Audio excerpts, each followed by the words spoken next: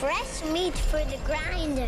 The Super Mario Bros. Movie has received a lot of praise for its faithfulness towards the game series it adapts. That being said, there are naturally some differences which arise that come from adapting a very loosely connected game series into a coherent feature film. With that in mind, what differences between the film and games stand out as the most significant, whether they be necessary additions or fun creative liberties? I'm Kyle with One Up Binge, and this is the Super Mario Bros. Movie versus the games. The most obvious difference is how often the characters talk. In the NES, Game Boy, and SNES eras, Mario and friends were mostly silent protagonists with a bit of dialogue here and there in the form of brief text boxes. Since then, the Mario games have introduced a bit more voice acting for the characters, although we still wouldn't exactly call it a dialogue-heavy series, with the exception of the RPGs. Even there, Mario doesn't have a whole lot of speaking roles, even though the rest of his party members do. In fact, he's totally silent.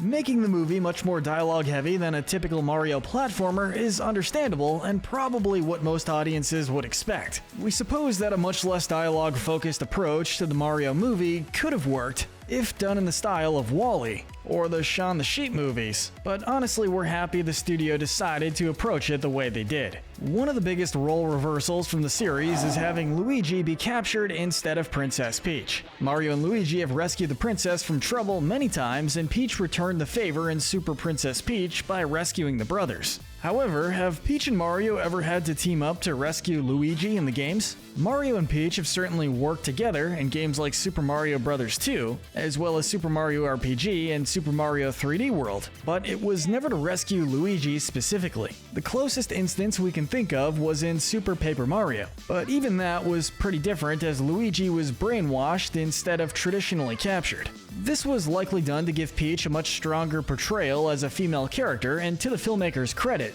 we feel the approach worked very well. We would have loved to see Luigi join Mario, Peach, and Toad on this journey, and separating him from the rest of the cast does include some missed opportunities to develop their chemistry. Even so, we think the role reversal could have turned out a lot worse with more pandering, so kudos to the production team for making it the way they did. Naturally, we have to talk about how the animation in the movie differs from the games. This is a natural change as an animated film is obviously going to be produced much differently than a game that players interact with. Games like Super Mario Odyssey and Mario Kart 8 Deluxe are breathtaking to look at, so we're not knocking the visuals of the Switch at all. However, adapting the visuals into a big budgeted feature film allows the animation team to give a lot more detail to the environments and characters. And Illumination's animation department definitely brought their A-game, as this is their best looking movie to date, and it breathed a lot of life into the Mushroom Kingdom. The locations have never looked so expansive and full of life, and as Mario fans, it's obviously stunning to see the world we know and love be realized in such detail. The character animations are also a lot more expressive in the film, which was very nice to see as well.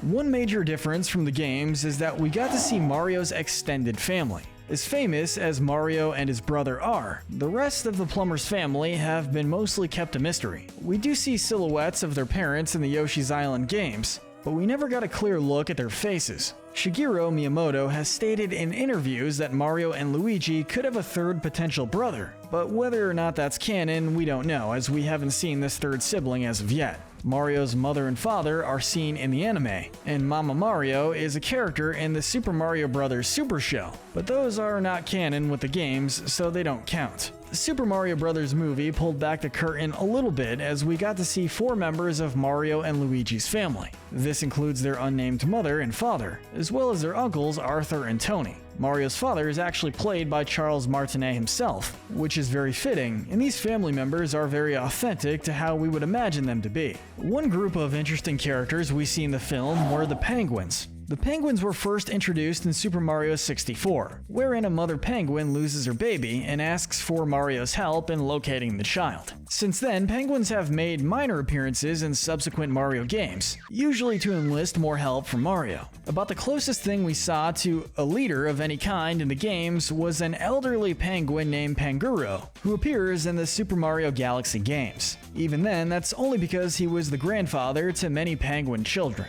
The Super Mario Bros. Movie introduces King Penguin, played by Kari Payton, who is the leader of an icy kingdom destroyed by Bowser. About the only thing the Penguins have in common with the ones in the games is that they have a Power Star, which Bowser steals from them, despite being quite different from their interpretation in the games. The Penguins in the Super Mario Bros. Movie are very entertaining in their own right. The Super Mario Bros. Movie also had quite a different take on Mario's relationship with Donkey Kong, or Cranky Kong, depending on how you want to look at it. We say this because the lore of the games is that the Donkey Kong that fought Mario eventually grew old and became Cranky Kong, making Donkey Kong from the Country series onward the grandson of the original Kong. The Mario movie basically threw the interpretation out the window, with Mario meeting both Donkey Kong and Cranky Kong for the first time on this adventure. That is, unless all Donkey Kongs become Cranky Kongs when they're older, which is starting to hurt our heads a little bit, so we won't delve into that any further. Either way, this original backstory is not referenced whatsoever in the film. That's fine, as the regular Mario series doesn't really stay consistent with this interpretation either, with the younger Donkey Kong appearing with Diddy in many games alongside Mario.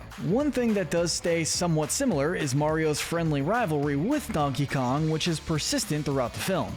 One character who is so different from the games that they are practically new is Lumily. The Lumas are star creatures found in the Super Mario Galaxy games that have a few different variants. One variant is that of Lumilies, who are shop owners that sell Mario and Luigi mushrooms in exchange for star bits. A Lumily does indeed appear in the Super Mario Bros. Movie, but other than its name and appearance, this is pretty much a new character altogether. In this film, Lumily, who is held in captivity along with Luigi and the Penguins, is extremely morbid and often makes really dark but cheerfully spoken remarks about how the only escape from their imprisonment is death. This mentally unhinged Lumily has obviously gone stir-crazy, which is a really funny direction to go with this character. And this is by far the character who is the most different from its game's interpretation, if you even want to call it the same character. The Toads themselves are pretty consistent with their game counterparts, but one who stood out to us was Toad General, played by Eric Bauza. Toad General is a blue toad with glasses who seems to be Peach's advisor in the film. This character is not from any pre-existing game, and while he isn't given that much screen time in the film, we still find him to be an odd inclusion. This is mostly because in the games, Peach already does have a right-hand toad that would have been perfect for this role, that being Toadsworth. Sure, Toadsworth is no general, but being a longtime steward of Princess Peach, it wouldn't be totally unimaginable that he could have taken this position, especially when Peach can fight for herself. In a movie so jam-packed with references and characters from the games, it does seem like an odd missed opportunity to include another beloved character, instead of this somewhat generic replacement.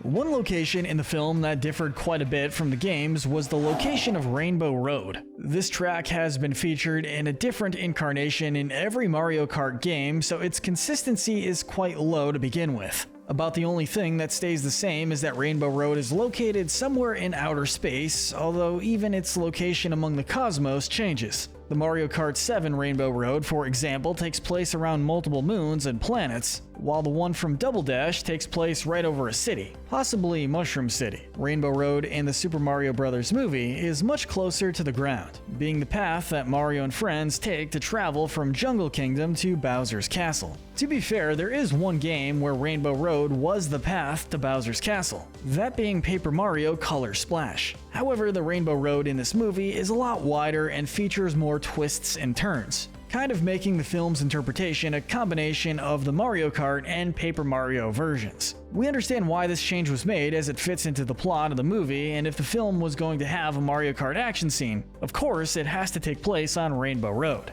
An enemy who received a somewhat revamped interpretation was Banzai Bill. In both the film and the games, the Banzai Bills are the larger versions of Bullet Bills, who are much harder to avoid due to their increased size. In the film, Bowser uses the Banzai Bills as a last resort and fires a huge one off to destroy the kingdom. It fails, but the Banzai Bill does blow up the warp pipe to Brooklyn, sucking many of the characters back to Earth. While Banzai Bills are large and can cause big explosions, their size and explosion radius were greatly amped up for the feature film. Their speed in particular was increased dramatically in the movie, as while Banzai Bills were very big and dangerous in the games, they were also notably slow. Finally, one location that changed a little bit from the games is Peach's Castle. Ever since Super Mario 64, the general area around Peach's Castle has remained relatively similar, being surrounded by a moat, fields, and in some cases a mountain range. What lies beyond this small hub area changes from game to game, being next to Royal Raceway in Mario Kart 64, as well as Toad Town in Paper Mario and Grassy Field in Super Mario Odyssey. While the castle itself greatly resembles its interpretation in the games,